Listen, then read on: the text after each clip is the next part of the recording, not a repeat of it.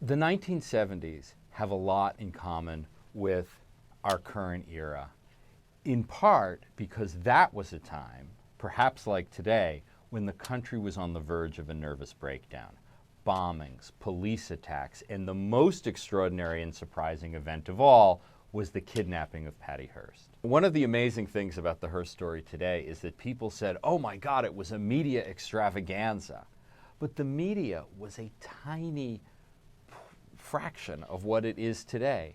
There were 3 half-hour network news shows. There was one morning show. Good Morning America didn't even start until 1975.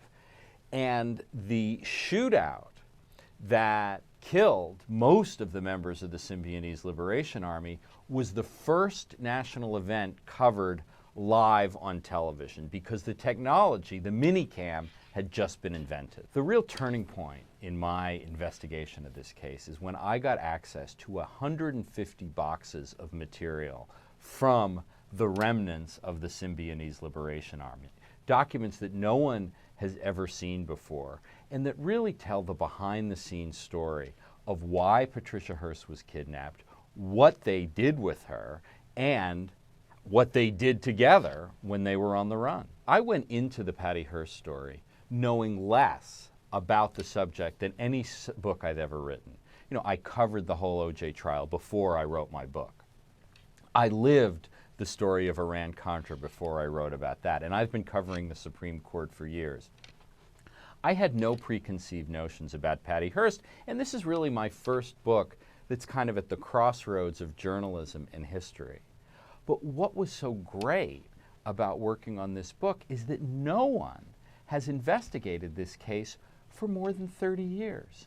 So there were people who hadn't been spoken to, documents that hadn't been looked at, and people who wanted to tell the most extraordinary things that had ever happened to them. And fortunately, most of them are still alive. This is the story, in part, of the 1970s, which was an insane time in American history. The country was on the verge of a nervous breakdown with protests, riots, bombings all the time. But at its core, it's really the story of one woman, Patty Hearst, and a mystery. Was she a victim who was forced to rob banks and set off bombs? Or was she, in fact, someone who decided to become a true revolutionary? That's the mystery at the heart of American Heiress.